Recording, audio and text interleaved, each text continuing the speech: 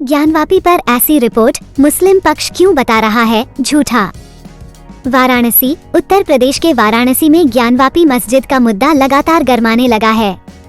ज्ञानवापी मस्जिद प्रबंधन समिति अंजुमन इंतजामिया मसाजिद ने मस्जिद की साइंटिफिक स्टडी और सर्वेक्षण पर भारतीय पुरातत्व सर्वेक्षण (ऐसी) की रिपोर्ट को अस्वीकार कर दिया है। इसे झूठी कहानी स्थापित करने का प्रयास बताया है। एएम ने उपलब्ध इतिहास के आधार पर दावा किया है कि मस्जिद का निर्माण 15वीं शताब्दी में शुरू हुआ था। ज्ञानवापी कॉम्प्लेक्स का निर्माण 3 चरणों में किया गया था। वहीं एएसआई का दावा है कि ज्ञानवापी का रामायण मंदिर के ऊपर किया गया है। आदि विश्वेश्वर महादेव मंदिर होने का दावा इसके साथ ही हिंदू पक्ष ने शुरू कर दिया है। राम मंदिर अयोध्या के मुख्य पुजारी आचार्य सत्येंद्र दास ने एएसआई की रिपोर्ट आने के बाद मांग की है कि मुस्लिम पक्ष मूल स्थल हिंदुओं को सौंपे। मुस्लिम पक्ष ने दी प्रतिक्रिया। एएसआई की ओर से किए गए वैज्ञानिक सर्वे की रिपोर्ट वाराणसी जिला कोर्ट में पेश की गई थी।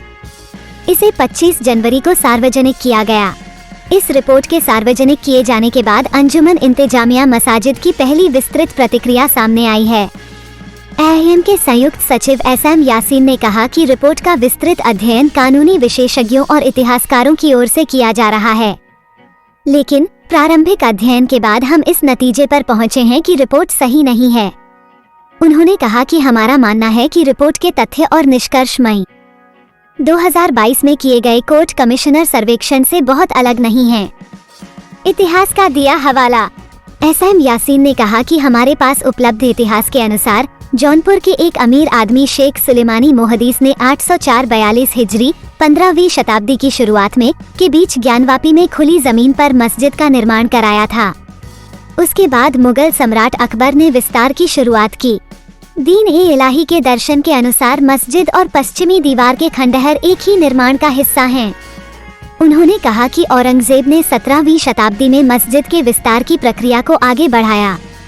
इस प्रकार मस्जिद परिसर का विकास 3 चरणों में हुआ है। एएम के संयुक्त सचिव ने कहा कि यह कैसे दावा किया जा सकता है कि यह एक भव्य हिंदू मंदिर ही था। वाराणसी भी बौद्धों का एक प्रमुख केंद्र रहा है। शंकराचार्य के आगमन के बाद बौद्धों को पलायन करने के लिए मजबूर होना पड़ा।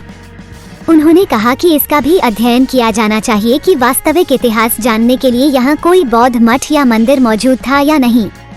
उन्होंने कहा कि शहर की खुदाई में बौद्ध और जैन धर्म के कई तथ्य भी मिल सकते हैं। कई क्षेत्रों की खुदाई का दावा। एसएम यासीन ने दावा किया कि सुप्रीम कोर्ट ने ज्ञानवापी में किसी प्रकार की खुदाई नहीं करने के निर्देश एएसआई को दिए थे। कोर्ट के आदेश के बावजूद वैज्ञानिक सर्वेक्षण के दौरान एएसआई ने मस्जिद के कई क्षेत्रों को खोदा। उन्होंने कहा कि जीपीआर किसी भी स्थान पर किसी संरचना की संभावना बताने में मदद कर सकता है, लेकिन इसके माध्यम से किए गए अध्ययन के नतीजों के आधार पर एक भव्य हिंदू मंदिर के दावे किए जा रहे हैं। यासीन ने कहा कि एएम रिपोर्ट को चुनौती देगा और मस्जिद की रक्षा के लिए जहां भी मामले दायर किए गए हैं लड़ता रहेगा। यासीन ने कहा कि हमें संविधान और न्यायपालिका पर पूरा भरोसा है।